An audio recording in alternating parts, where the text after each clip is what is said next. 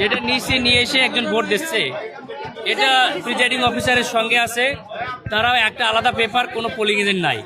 এটা এত সুন্দর একটা নির্বাচন, এটা সত্যি দুর্ভাগ্যজনক। পুলিশকে আমরা ডাকছি, তিনিও এটা সাপোর্ট করেন না, তো এটা হতাশাজনক। দ্বিতীয় নম্বর হচ্ছে যে আমাদের প্রতিপক্ষ দলের ড্রেস পরে সরাসরি উপরে চলে যাচ্ছে, এটা আমাদের মনে ঠিক না, এটা প্রতিরোধ করা উচিত।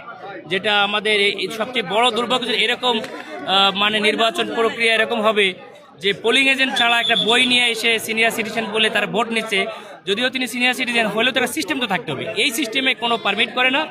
আমার মনে হয় এটা আপনাদের দেখা উচিত এবং এটা আমরা ফর্মালি লিখিত কমপ্লেন দেবো। আলাদাভাবে বই নিয়ে এসে তারা সিল মারছে, এটা সিল মারছে না, 100টা সিল মারছে, এটা কিভাবে এটার কোনো এভিডেন্স নাই, কোনো পোলিং এজেন্ট নাই, কোনো পোলিং এজেন্ট আপনাদের এজেন্ট আছে ভিতরে নাই?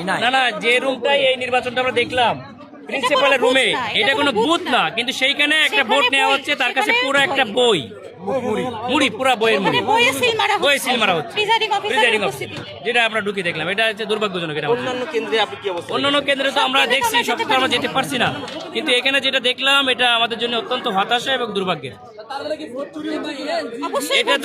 এটা তো আমাদের, আর আপনারা তো মুখ দিয়ে বলা লাগতেছে না, আপনারা তো অবুঝ না, তাই না?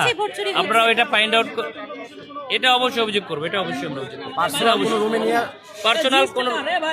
পার্সোনাল কোনো রুম নিয়ে এইভাবে মানে কোনো সিস্টেম নাই, এটা এরকম কোনো সিস্টেম নাই যে পার্সোনাল একটা রুম নিয়ে আলাদাভাবে এটা তো আমাদের জন্য সত্যি, আমরা যে নির্বাচনটা আশা করেছিলাম এটা আমাদের জন্য কষ্টের।